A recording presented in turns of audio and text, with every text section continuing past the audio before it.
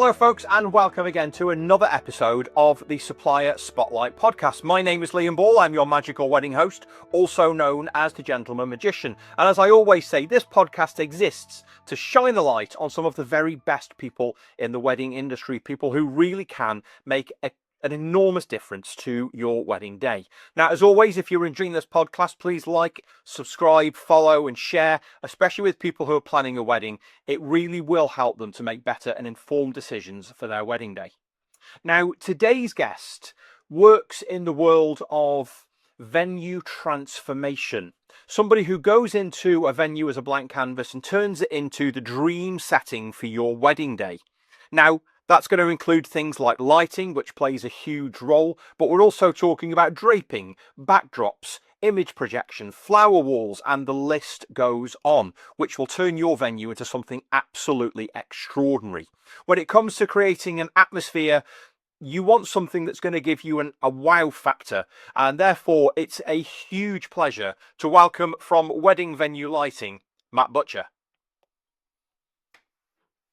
Hi Matt, how you doing? Good, thank you, Liam. Well, I sound like your magician there. Like I sneak in and magically transform everything. Well, do you know what? It's funny, right? Because I think it does look like that, doesn't it? I think that most people most people have been to more weddings than they've planned. That's the truth. And I think many people will walk into a place they've never been before and think, gosh, this place looks amazing. What a wonderful venue. But actually, in some instances, it might be that the couple have just hired this hall with whitewashed walls and a big open space and gone, Matt, come and do your thing and make it look like a wedding wonderland. And that's exactly what you do, isn't it? Exactly, yeah. I don't think people realise the hours that goes into it. We have actually been called the ninjas that sneak in and out before by a bride. Yeah. I suppose it... everything done. Yeah. That's it. I mean, there are so many things at a wedding that are evident and clear that people can see, like suits and dresses and photographers and cakes and food and all of that sort of stuff. But of course, all of that is happening in this environment, which people create because that's how they want their wedding to look and feel and be remembered. And of course, that's not always just down to the venue, is it? It's completely not. No, we're there to enhance the venue in many cases as well. Make certain areas stand out. Well, I'll tell you what, let's start from the beginning. It seems, as I think about it now, it seems like a really interesting area to get into. How did you get into it? And more importantly, how would you describe what you do? So, initially, wedding venue lighting started 14 years ago now, so it's been quite a long time.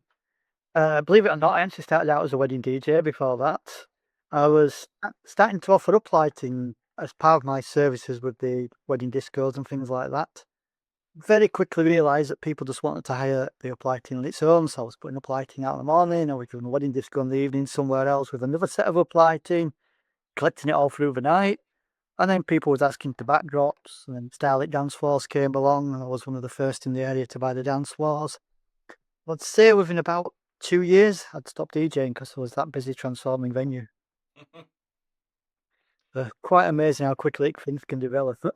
It kind of sounds like that you thought, and I get this because I've definitely done this. You thought to yourself, right, wedding DJ, that's my track. That's where I'm going to be. I'm going to do these little things, but DJ, and it's like the people that you worked for went, no. I'm like, DJ's great, but actually, you've done this wonderful thing here, and we'd like more of that.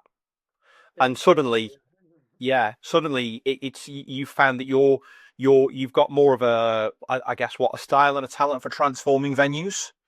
I've always had the interest in the lighting side more than the sound. Yeah, I was one of the few that had the laptop controlling the lights and the stand, things like that. So it was obviously kind of a natural progression anyway. Yeah. I think lighting design specifically is something that so many people don't even comprehend as a thing, right? Because you got light design, sound design, and to a lot of people it's like, hang on, that those two words going together, they don't make a lot of sense. But of course you've really capitalized on that, haven't you? Yeah, I've literally diversified completely off to the lighting side.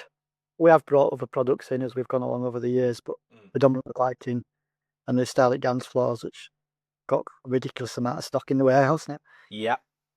So, I mean, let's kind of think about it then from a couple's perspective. So there's somebody out there who's thinking, right, I've got this venue, but but it's just it's four walls and a roof, right? And sure, they're going to provide food, but I've got this space and I've got budget now to really turn it into, transform it into something. How do they?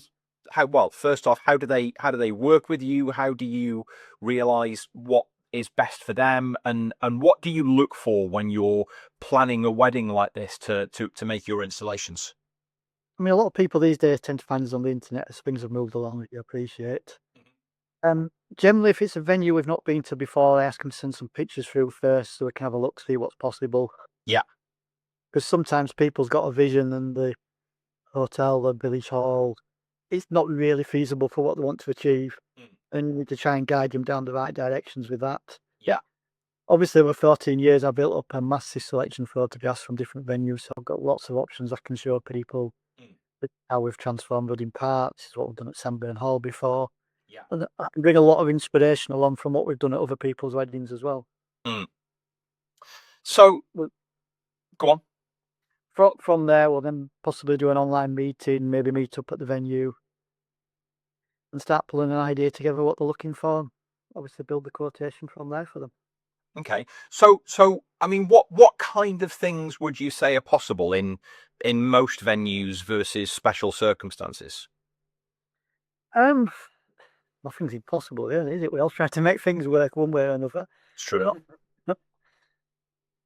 Obviously, different venues benefit from different things. You know, if it's a rustic barn, you want to be looking at fairy lights, festoon lights. I wouldn't particularly advise the starlit dance floors too much, although we have done them because they're just not that aesthetically pleasing in that type of venue. Yeah. We do have wooden dance floors as well. Okay. And then obviously you've got your hotel rooms where you can simply colour wash the walls with the uplighting how we starters, backstop tables, flower walls as I've got in my office as well behind me. That's a nice one. Yeah. Yeah. So we have them, which are quite good for photo backdrops. You know, if it's a bad day, we've got somewhere else to stand. Yeah. This one has neon on as well, which making memories in the office. So A good options we can do. I was going to say, so it's not just about saying, right, I want lights and canvas and dance floors, and it's all about saying, well, hang on, the venue that you've picked has this kind of feel to it, and therefore we'd recommend these kinds of things. Yeah, it's the feel of the venue and the theme of the wedding as well, because some people want a rustic theme, others go for black and white themes. And obviously we can tailor around that theme they've got in mind. I mean, I suppose you probably encountered all sorts over the years you've been doing it. Has there ever been a moment when somebody said, hey, we're getting married, this is the location, this is the venue, this is the theme of the wedding, and this is the idea that we've got, and at first glance you've thought, I'm not sure about this, but then when you've looked at it more, you've thought, yeah, I can make it work, and then it's been amazing. Anything jump to mind? That comes most weeks, does that? Okay. That's how a lot of it starts. Yeah, to be fair, I do prefer the inquiry coming through the email, so we've got the pictures. Yeah. Give me some time to sit back and look at it and have a think, what can we achieve, what can we do? We did a first birthday party for an Asian family we've done a lot of work for recently. And we had the swimming pool boarded over, it was drained and boarded over. Wow. Carpet laid down in the room, and then we put a dance floor in, up lightings, and a short throw projector on the wall so we could have the pictures on from the birth upwards to the first year old, and then did a festooned walkway up the driveway. So in a pool house at the back of somebody's house then? This is the back of somebody's house, yeah. Wow. So more than in that case than just putting some lights and sound and videos in, you literally transformed a venue from what it was into something entirely different. Yeah, it's something completely different. So it's like gone from one extreme to the other. Which you probably do a swimming pool in, and afterwards it was Yeah. Okay. Wow. That sounds brilliant. I'm trying to imagine it, and I'm sure that my imagination probably isn't doing it credit, but thinking about all the different logistics because I mean there's an awful lot there, isn't there? That you're putting into there's a something lot of like that. addresses, yeah. I made the client here went for his own joiners to board over the pool. He got it drained and boarded over. Yeah. And it's a vent carpet basically we put down to cover the area, so it wasn't a tiled area. Okay. More soft feel. Get you. Okay. So anybody who's out there now thinking I'm planning a wedding and I've got a venue, but I want to add a bit of extra something. Any kind of quick tips that you would give to them? Say, look at this, or think about that, or focus on this predominantly. Obviously, first of all, look at your venue, what's possible or what you're trying to create. If you're going for a rustic vibe, lots of fairy lights always makes a massive difference. You'd be amazed what you can do with just some fairy lights, as daft as it sounds. Yeah. Check your venue if you've got anywhere for photographs if it's a bad day, because fortunately we live in England, don't we? And we get a lot of them. True enough. And if not, look at things like the flower walls, backdrops, and things that can be used for photographs, and you're not gonna totally ruin your wedding day with pictures. Uh-huh. A lot of brides like the white starlit dance floors for the evenings. It's that typical all white look when you're doing that first dance, a magical appearance there. Uh-huh. But obviously, like, our service starts from the morning and we can be right through till 1 o'clock in the morning, because we'll come back at change around, put the dance floor in. Oh gosh, right, okay. More often than not, most venues want the dance floor out at night as well, because they have to reset for the next day, don't they? Yeah. So we can be working from 6, 7 o'clock in the morning till 3, 4 o'clock the next day sometimes on a wedding. Wow. Okay, so almost around the clock service then, really. Pretty much, yeah. But we do work to suit the venue, Yeah. If it's a big job and we need early access, we will be in early. It's not something we say it's not possible. We make it work as best we can. Get you. Okay, so wow. I mean, it's crazy, because the more and more we're talking about this, the more I'm realizing that there is not only to a business like this, but to your business and the services that you're specifically offering. So what's because and I get this a lot, and there must be people out there who think this a lot. Well, this sounds great, right? But I've got this venue, so I could go and hire some lights and get some drapes, and I could chuck those in, and they'll be great. But there's a huge difference, isn't there, between simply adding decor and then designing a room so that it looks magnificent on the day. There is, and you want to make it individual as well to the couple. You want it to their taste, not a stock product as such, really, for want of a better words. Yeah. So So you've got the provisions and things like that as well. yes. So I mean, obviously, I'm guessing in your instance, as we've already mentioned, sort of lighting is foundational to adding atmosphere and ambience. But how do things like drapes and backdrops and installations both complement and elevate that? Your draping's great for like your village walls that unfortunately have got run down over the years, not decorated very nicely and things like that. Or doing that indoor marquee effect, really, Yeah. to the indoors. Plus, you've also got the warmth and not the cold marquee shaking in the wind and things like that if you're indoors. Yeah. Okay. And of More course, productive. yeah, I mean, I'm guessing that there's a lot of like sort of village halls out there, aren't there, or just sort of dry hire venues that really are sort of four walls that become quite echoey. And adding things like drapes, I'm guessing it absorbs a lot of that echoing sound. Yeah, it does. And some of the village halls are a bit sports hall like as well, because they get used for finding the Yes. football teams and things like that. So it's trying to get away from that to give the appearance of somebody's special day, and Yeah. not the local football teams being practicing or netball. Yes, I get you. I suppose it's the kind of thing that when you're considering a supplier like you could literally walk into a village hall that, like, you look down and there's a basketball court painted on the floor and think, oh, that's going to be fine, because Matt can come in and we can cover that and make it look like a really rustic, lovely, charming venue. Yeah, that's right. And just take people's eye away from it or cover it up and lose it. Wow, that's amazing. So, what's your favourite kind of installation to be adding in a venue, or the favourite kind of venue that you love to go to? Um, I'd probably say more the rustic venues. I mean, we do a lot of fairy lights because it sounds a very simple product, but when you turn back and look at it later in the dark, and you think, wow, what a difference that's made to a venue. Or how it emphasised the beams in a barn, Yeah. and you don't need the house lights on then either. You've got that nice warm glow in an evening. It just creates that perfect romantic atmosphere for the couples. Mm. Like, yeah, I can just sort of imagine that.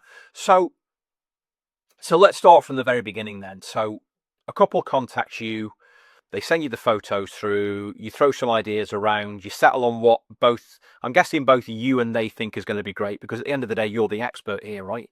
So I always say to people, trust your experts, because that's what they're there for. Yeah, you try and guide them, but you do need to listen to what they want as well to try and Yeah. get them together.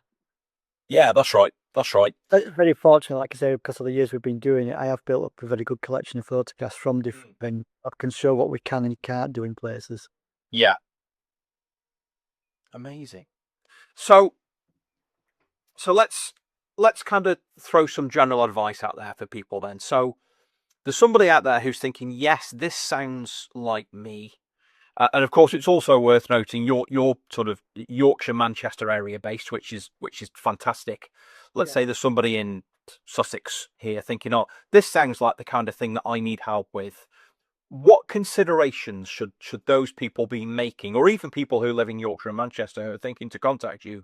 What considerations do they need to make about what they're wanting and how they want it to look and feel?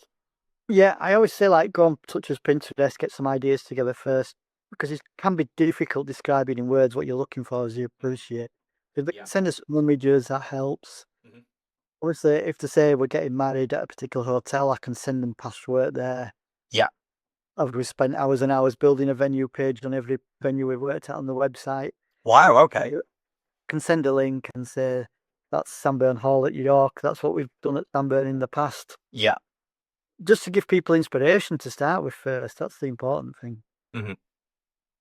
So, I guess then in that case, as you mentioned, you've got a huge library of photos that you can rely on, but I'm guessing a huge library of conceptual ideas that people can look at and go, oh, I like that, and that's great, and that's the sort of thing I want, right?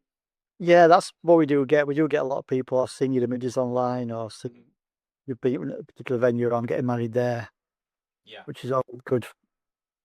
We've got a few venues that we've obviously recommended now as well after the years.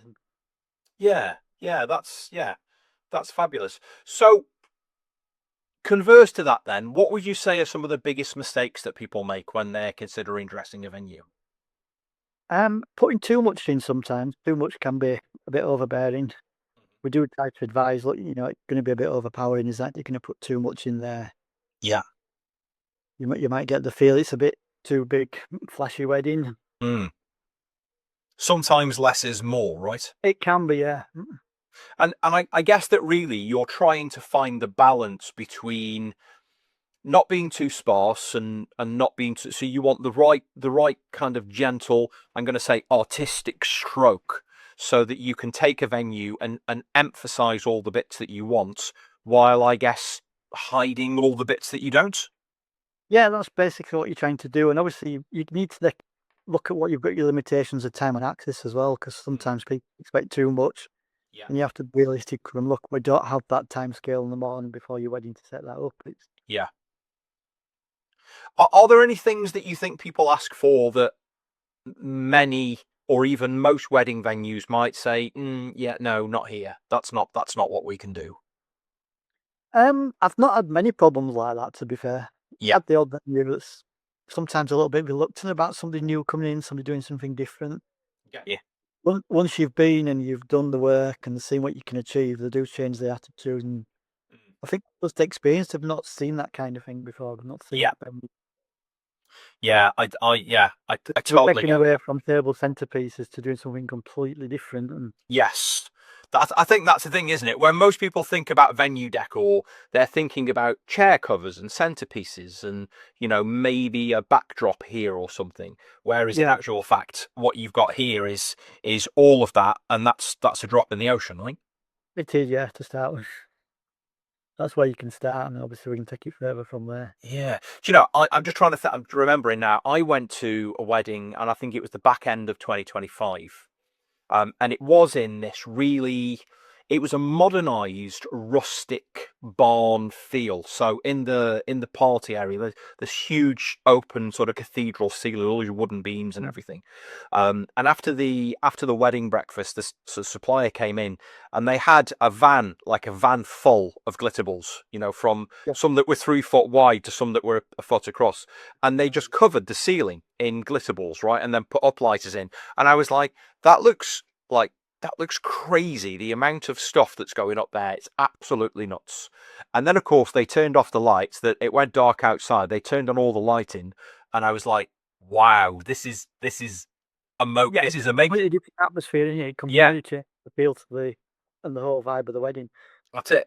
And I think, I mean, I think there are things that people don't realize, like even I say one thing like that, I mean, like it was one huge installation, right? But one thing like that can make a whole change. It will make a room look entirely different from how it was at one moment in the day to the next. Yeah, it can make a big difference, can that, when it changes from one to the other, when it drops darker and things like that. Quite a surprising effect as well, I'd imagine. It is, yeah, because like people don't expect it either when they come back in the evening after the room change around them. Yeah. What are some of the best responses that you've had from work that you've done? I mean, we always get lots of feedback and pictures back from the brides and grooms, which is great. Um, a lot of people are amazed how much of a difference it's made after the wedding day. Yeah. Which obviously that's the hard bit, convincing a new inquiry that, this is going to transform your day, this is going to make it something special. Yeah. I get you. Are there any? I mean, like I guess in a lot of other industries, like they have trends, right? Are there any trends in venue dressing and decorating at the moment? We've done a lot of rustic, but it does seem to be coming back around again now to more the white natural plain look as well. Okay, fair enough. And are there any things that have happened over the years where it's been a phase that like we've gone through and then it's gone, and like, are there any things that you kind of sit back and think, oh, I mean, it was, yeah, it made some of these venues look brilliant, but I hope that we don't go back to doing that again as a commonplace thing. I mean, I think there's always products that you think, oh, why did you buy that? Or Yeah. they used to do like, the starlit archway for the ceremony, and you just like, Oh yeah. yeah. But it went through a couple of years trend with the starlit backdrop matching, and obviously people's moved away from that now. Yeah, yeah. Okay. Amazing. And Keep it on top of trends, really, into that's the secret. I suppose it is staying on top of trends, isn't it? I suppose it is. Do you know, there's another thing as well that I think, and of course, I guess a big craze for certainly for a while, and I still see them, I think, at a lot of weddings, of course, was light up letters. Yeah, I've got the Uh, alphabet. yes, that's right. So, I mean, I remember seeing these, and it was always love, love, love, love, love. Yeah, that's how it all started with love, wasn't it? That's right, yeah. And now, of course, you've got entire alphabets, haven't you? Yeah, because now it's gone from love to initials, or they want the full surname. Yeah. But then that's also developed because we're now using them for award ceremonies, company names on anniversaries and things like that. So the products can be reused in other ways. It's not. Yeah. I think it's an amazing thing, but of course, also, I guess it leaves so much room, doesn't it, for additional things for people to think about and consider. But also, I mean, do you ever get to a stage where people have choice overload? Sometimes, yeah. We're just redoing the website at the moment. I think there's like 900 pages on there, and it's just Wow, that is a lot, isn't it? That is a lot. But I guess it's testament to the amount of things that you're putting into what you're doing, right? into different venues. Yeah, there can be too much choices. Yeah, if you're being honest. Mm. Gosh. Okay. So here's a. I think this would be a really interesting question because it'll tell us both a bit about maybe what is certainly the top of the range at the moment. If you were planning your wedding today, where would it be and how would you dress the venue? I always say if I was to get married, I'd go abroad and get away from it. I get you. I get you. That makes sense. Yeah. I think the problem is because it's like, which venue would you pick? Because they'll be like, well, he didn't book with me. He's gone there. And it's like, I suppose being in the I trade, mean, that's a difficult thing, isn't I it? do have favourite venues, but I don't really want to start saying them too much on here because No. they know Lollipop said that over me. They're all our favourites, Matt. All of them. They're all our favourites. That's the truth. That's the truth. I think you like venues for different reasons as well. It's like, yeah, they do different products in different venues, and Yes. Yeah. I mean, I've been to wedding venues down here that are like, big stately homes, castles, yeah, barns and barn conversions, beautiful hotels. And I don't think I've ever been to a wedding venue where I've stopped and thought, this place is awful. Because they're all wonderful. And they've all got the things. character, don't they? Yeah, they've all got their own character. They've all got things that make them stand out and really, really kind of bring everybody in. And I guess as well, also, they've all got opportunities for somebody like you to come in and enhance everything and add a little bit of personality and flavour here and there, right? That's right, yeah. Like I say, each venue's different. It's turning it to that venue. Mhm. I mean, I actually have some products and they're actually boxed up with the venue's name on because that product particularly goes there that often, or Oh, wow, it's okay. purposely designed for that venue. Right, gosh. So there must then be an opportunity where people say, "Oh, we're getting married here." You think, "Ah, ding, I've got a thing for that," and they're never going to expect this, but it's going to be brilliant. Yeah, there is, and we're also like part of like a couple of hotels are part of the package. So when you Yeah. book your wedding there, we will come in and do the ceiling drapes because that's included in your wedding package. Oh, okay. Fantastic. Okay, so lots of Then you can upsell from there because you've already got that contact in with them, so we can sort of say, well, we know you've got the ceiling drapes, but have you thought yeah. about this? Have you thought about this? Thought about that? By the way, we've also got this super special installation that works wonderfully there, and here's some photos of how that'll. Yeah, basically, yeah. What an absolutely fabulous service to be able to get for people. Mm. Gosh, that's fantastic. Well, listen, I mean, this has been a fascinating chat, but here's probably the most important question. If there's people out there thinking this is definitely something I need to look at for my wedding, where do people find you, and how can they get in touch? So obviously, first thing, have a look on the website. So it's www.wedding-venue-lighting.co.uk Mhm. or Google wedding venue lighting. So that's the reason why the name came up. Yeah, Obviously, social media as well. Have a look at various installations we've done on there and things. Get in touch, drop us an email or give us a call, and we'll take things from there for you. fantastic. That would be brilliant, and I certainly hope that some people definitely do that. Matt, I'm going to say thank you so much for coming along. It's been absolutely fabulous to chat, and I'll see you around at a conference or wedding sometime soon. Yeah, we'll do, yeah. Smashing. Take care. Okay. And there you go, folks. That was an absolutely fascinating chat and an insight into what is really possible when it comes down to transforming wedding venues of really all shapes and sizes. So if you are planning a wedding and you want your venue to feel immersive, creative, and really impressive, not just decorated or plain, I can wholeheartedly recommend that you check out Matt at Wedding Venue Lighting and see what they can do for you. As he said, you could find the team online at wedding-venue-lighting.co.uk. They're on Facebook at Wedding Lighting and on Instagram at Wedding Venue Lighting. It's well worth a look. You can just see lots of options there as to how dramatic a transformation can be and how wonderful it can create as a backdrop for your wedding. Once again, thank you to everybody who has watched or listened. Please do remember to like, follow and subscribe and share this podcast with as many people as you can. That way it really will help to create the biggest impact possible in people's planning of their own wedding day. And until next time, folks, do remember to choose your suppliers wisely, and I'll see you on the very next episode of the Supplier Spotlight podcast. Take care, folks.